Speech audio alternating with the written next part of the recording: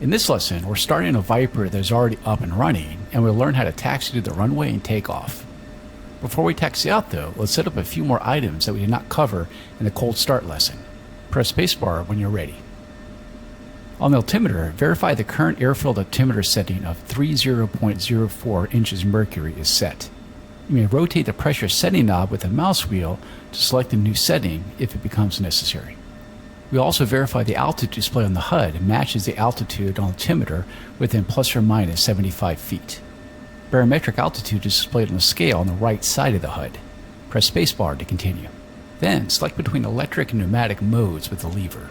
Electric mode uses altitude determined by the central air data computer, while pneumatic uses pneumatic pressure sensed by the pitot-static system. These should read within plus or minus 75 feet of one another. Set it back to electric mode when you're done.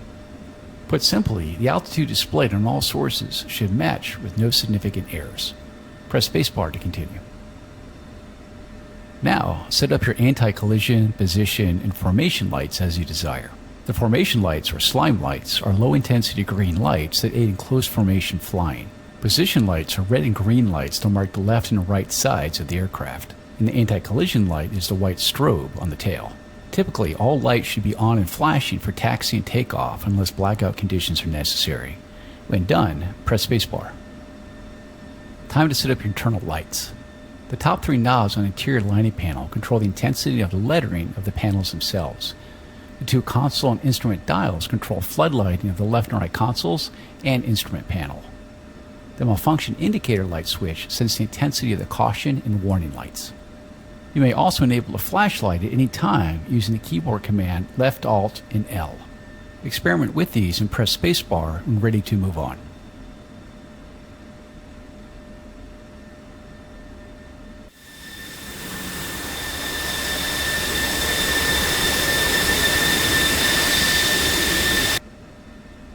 Next, we will verify the EGI knob is set to nav. This is done after the INES alignment is complete and you are ready to taxi the aircraft. It should already be set on this mission. Press spacebar to continue. Now we are ready to get moving. Press the nose wheel steering or air refueling disconnect button on your stick or press the S key. This will enable nose wheel steering and allow you to control your path using the rudder pedals. The nose wheel steering air refueling light right of the HUD should illuminate to indicate nose wheel steering is engaged. Press spacebar to continue. To get rolling, slowly increase the throttle just past idle until you have forward movement. Then return the throttle to idle. Gently test the brakes and nose wheel steering immediately after your aircraft begins to move forward. Press Z to steer left and X to steer right. Taxi forward and turn right on the taxiway.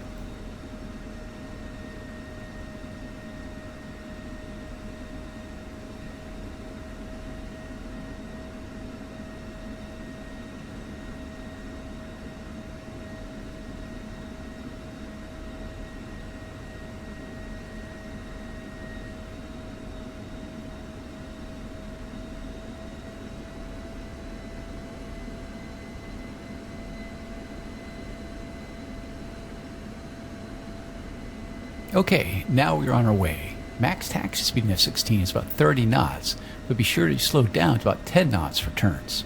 Heat may build up quickly if the brakes are used for an extended period, so do not ride the brakes to control taxi speed. Use one firm application of the toe brakes to slow the aircraft if you need to.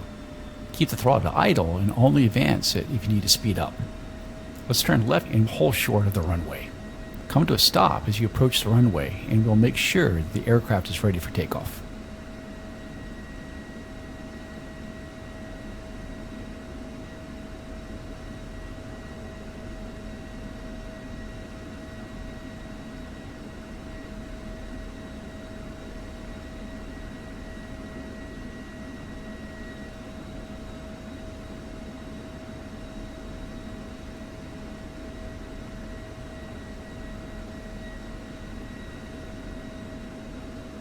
Apply the brakes and hold right here. A series of last-minute checks need to be made just prior to entering the runway. Some airfields have arm, de-arm areas you may be temporarily parked at to keep the aircraft clear of other traffic. You may also perform these checks while parked on the taxiway as we are now. Press spacebar to continue.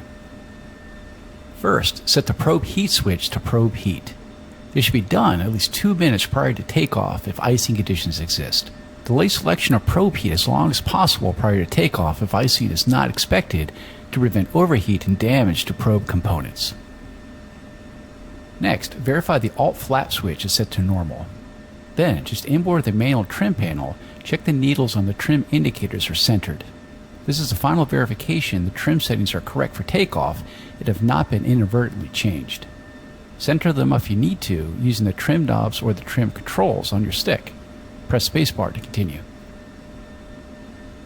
Now, verify the engine control switch is set to pry and the guard is down. Verify your speed brakes are closed and the canopy is closed and locked. The yellow handle should be down and the canopy warning light on the right eyebrow should be off. Press spacebar to continue. Set the stores configuration switch as required.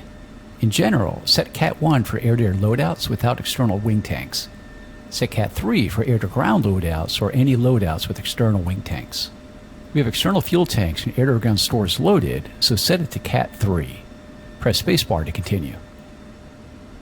Next, we'll verify the external fuel tanks are feeding. Set the fuel quantity select knob to external wing and check the quantity. Wing external tanks should feed first and have lower quantity than at engine start, somewhere just below 2,400 pounds. If a centerline external tank were installed, it would feed first and we have to check its quantity instead. Press spacebar to continue. Set the fuel quantity select knob to internal wing and check the quantity. The internal wing tanks are fed from the externals and should be full, or about 550 pounds. Press spacebar to continue. Now, set the fuel quantity select knob back to normal. This allows the automatic forward fuel transfer system, trap fuel warning, and bingo fuel warning to operate properly. Press spacebar to continue. Stow the targeting pod if installed by selecting the targeting pod control page on an MFD and selecting standby. This is done prior to takeoff and before landing to prevent foreign object damage to components. Press spacebar to continue. Then, lower the ejection safety lever. This arms the ejection seat and allows ejection when the ejection handle is pulled. This is delayed as long as possible to prevent inadvertent ejection on the ground. Egresses through other means is usually preferable. Press spacebar to continue.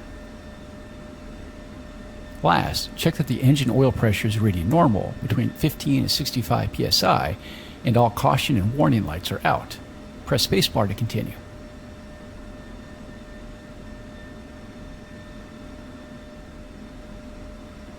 At this point, we are ready to take the runway. Go ahead and taxi out and turn left to line up on the center line. Come to a stop and we'll run a quick lineup check and walk through the takeoff sequence.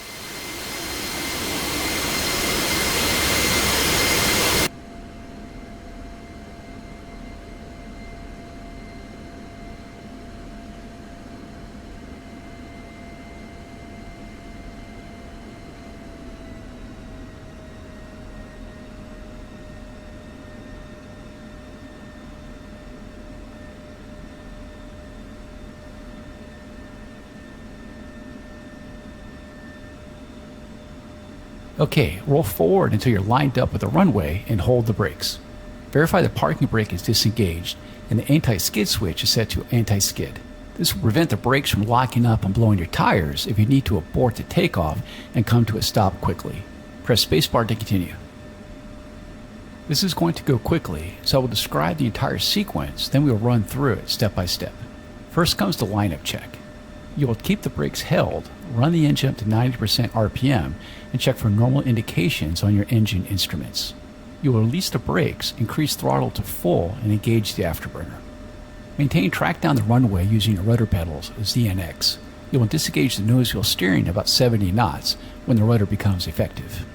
As you approach your takeoff speed, about 170 knots in this case, pull gently back on the stick to raise the nose about 10 degrees. You can use the gun cross and the pitch ladder in the HUD as a guide. The aircraft will become airborne and start to climb. Raise the landing gear while still below 300 knots and then continue to fly the aircraft along the runway heading. If you're ready, let's go ahead and give it a try. I will talk you through it as we go. Press spacebar to continue. Okay, hold the brakes, W, and advance the throttle to 90% RPM. Check the engine instruments for hydraulic oil pressure warning light off, oil pressure between 25 and 65 psi, F-tip 935 degrees or less, Hydraulic A and B pressure between 2850 and 3250 psi. Then, release the brakes and advance the throttle to full.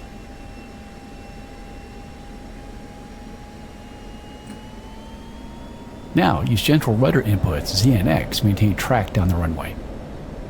Disengage nose wheel steering, S. We are approaching takeoff speed. Gently pull back on the stick to raise the nose about 10 degrees.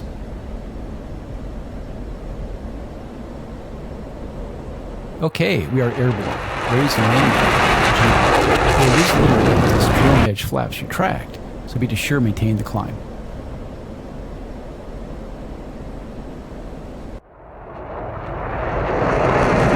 Now, maintain your current heading and reduce throttle slightly.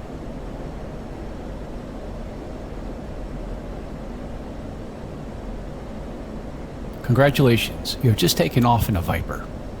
We will pick up next time with a look at landing. You can end the lesson now by pressing the escape key or continue to fly around.